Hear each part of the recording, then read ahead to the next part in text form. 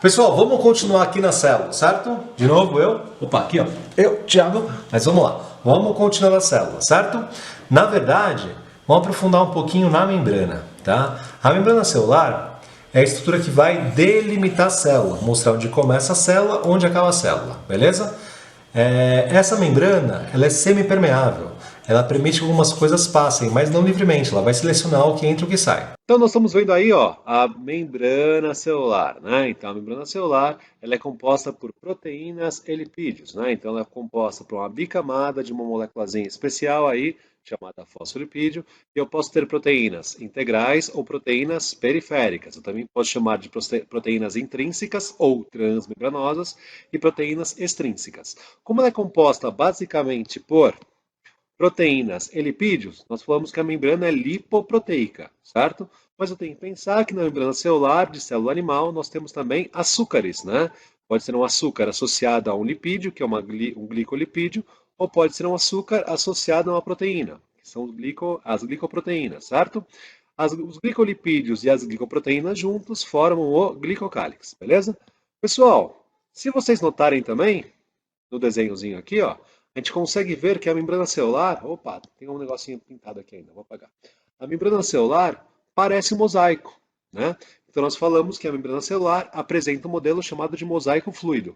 Essa fluidez do mosaico a gente vai conseguir ver melhor na animação que eu vou mostrar. Falou? Então nós estamos vendo aí na animação, né, o mosaico fluido. Olha como você está vendo aí, a membrana celular por cima, né? Então dá para ver que as coisas não ficam paradinhas. Esse negócio boiando que parece uma balsa aí são proteínas associadas a lipídios no meio da membrana celular, tá? Então, ó, a bicamada de fosfolipídio, tem uma moléculazinha que eu não falei ainda, chamada colesterol, que eu vou abordar daqui a pouquinho, né? Então dá para ver as proteínas aí intrínsecas e proteínas extrínsecas, beleza? Tá? Vocês perceberam a fluidez? Tá? A membrana não é paradinha. Beleza? Essas proteínas de membrana apresentam várias funções. Pode ser uma proteína de identificação, pode ser um receptor, como é o exemplo aí, né? Então, pode receber, por exemplo, um hormônio ou alguma outra coisa da membrana, do organismo, tá? Do ponto de vista interno, nós estamos vendo agora a membrana por dentro. É a mesma composição, tá vendo? Tanto faz a parte externa ou a parte interna. As proteínas podem servir como canais, podem ser proteínas do tipo âncora, ou essa proteína interna aí poderia ser uma proteína de alguma reação metabólica interna, tá? Eu tenho que lembrar que essa membrana vale para qualquer membrana celular, tanto faz ser membrana da célula ou membrana de uma organela, tá?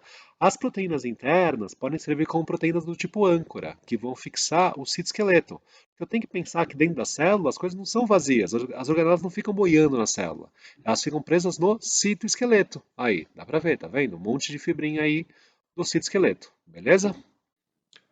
Então, pessoal, agora aqui no site do John Kirk, a gente vai ver a composição da membrana. A gente já viu uma visão geral de como é o desenho, a gente já viu uma animação para ter uma visão na mente de como é a membrana, mas vamos entender profundamente do que ela é feita, como ela funciona, mais ou menos, tá? Então, o que eu vejo na animação aí?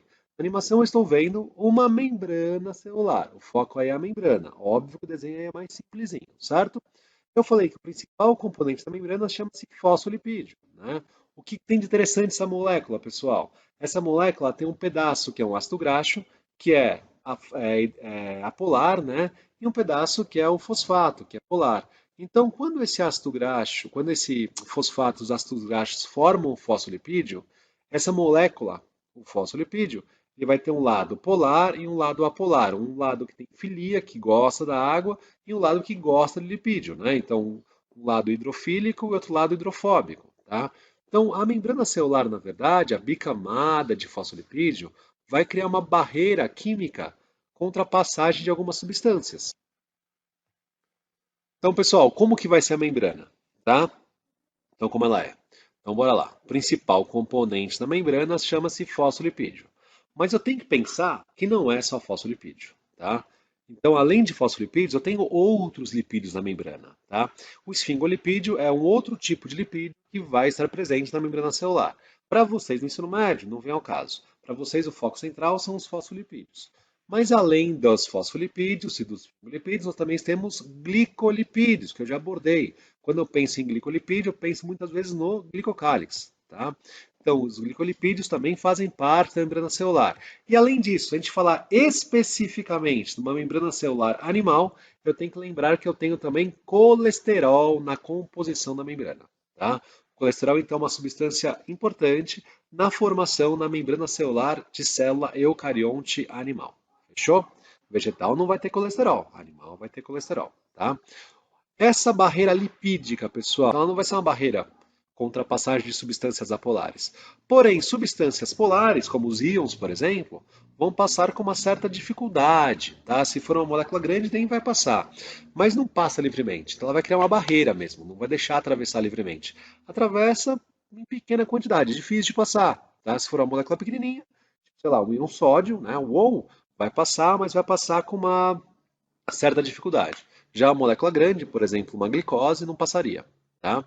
Pô, mas eu quero que a glicose entre. Ok, por isso que a membrana celular não é só formada por bicamada de lipídios, né? Essa bicamada de fosfolipídios contra os lipídios. Na verdade, nós temos outras coisas. Quais são as outras coisas? Proteínas, tá? Então, as proteínas fazem parte da membrana celular. Essas proteínas, para a gente lembrar agora em bioquímica, né? As proteínas, pessoal, depende do formato, vai ter uma função diferente, mas as proteínas são formadas por aminoácidos, né? Então a molécula base de qualquer proteína vai ser um aminoácido, beleza? Pô, como que vai ser a proteína da membrana? Pô, depende da célula, depende depende da função da proteína. Então cada formato vai ter uma função específica. Eu falei para vocês que as proteínas poderiam ser proteínas que atravessam a membrana, que nós vamos chamar de proteínas transmembranosas ou intrínsecas, e proteínas periféricas ou extrínsecas, certo?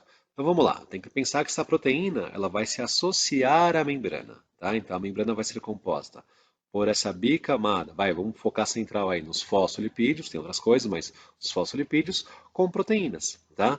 E essas proteínas podem apresentar N funções, como eu já citei, identificação, pode ser a passagem de uma substância, tá? Pode ser uma proteína, por exemplo, do tipo bomba, tá? Estou mostrando um exemplo, uma bomba de sódio de potássio, que ela vai, por transporte ativo, mandar íons sódio para fora da célula e íons potássio para dentro da célula, certo? Mas pode ser uma proteína do tipo canal, que vai permitir a passagem de uma substância específica. Nesse caso aí o que está passando é água, certo? É um canalzinho aí que está permitindo a passagem de água. Mas poderia ser uma proteína que vai identificar as substâncias de passar, tá? Essas passagens de substâncias via proteínas, que nós chamamos de transporte, tá? A gente vai ver mais para frente. Nós temos transporte através da bicamada, transporte através de proteínas, pode ser com gás de energia, pode ser sem gás de energia, tá? Então transporte passivo, transporte ativo, mas calma que é a próxima aula. Fechou? Então vamos lá. Tudo bem? Então vai mostrar também algumas proteínas identificadoras, tá? Que vou identificar aí algumas que célula que é essa, como que meu corpo sabe que isso é um neurônio, ou como é que meu corpo sabe que isso é um músculo, tá? Via proteína de identificação. Como que meu corpo sabe que é uma célula minha e não de uma bactéria, tá? Via proteína de identificação. Fechou? Tá? Ah, e os vírus, que eles fazem? Os vírus muitas vezes enganam a membrana, né? Ele vai falar, pô, eu sou uma comidinha, ou não, eu sou um hormônio, deixa eu entrar, certo? Alguns vírus, como o coronavírus, por exemplo, eles apresentam um envoltório, né? Então, uma membrana que ele roubou na membrana que ele saiu. Então, ele vai entrar na membrana com maior facilidade, visto que não vai ser muito uma barreira. A membrana não vai ser uma barreira muito grande para a penetração desse vírus. Falou? Beleza? Então, fechou. Continuando aí, pessoal. Além disso, pessoal, a membrana pode apresentar algumas especializações, tá? Esse conjuntinho aqui, ó, de proteínas, a gente chama de desmossomo. O desmossomo ele serve para grudar uma célula na outra. Pensa que aqui está uma célula, aqui está outra, certo? Por mais falar. Aqui está uma célula, aqui está outra. O desmossomo vai grudar as coisas na célula, certo? Quer dizer, o desmossomo vai grudar uma célula na outra, aumentando a aderência, como se fosse um botãozinho. Imagina um botão botão de pressão, seria isso. Então gruda uma célula na outra. Pô, além do desmossomo, que aumenta a adesão, nós temos também interdigitações, quando uma membrana dobra sobre a outra.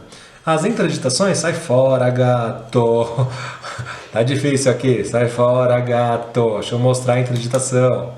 Vai pra lá, aqui ó.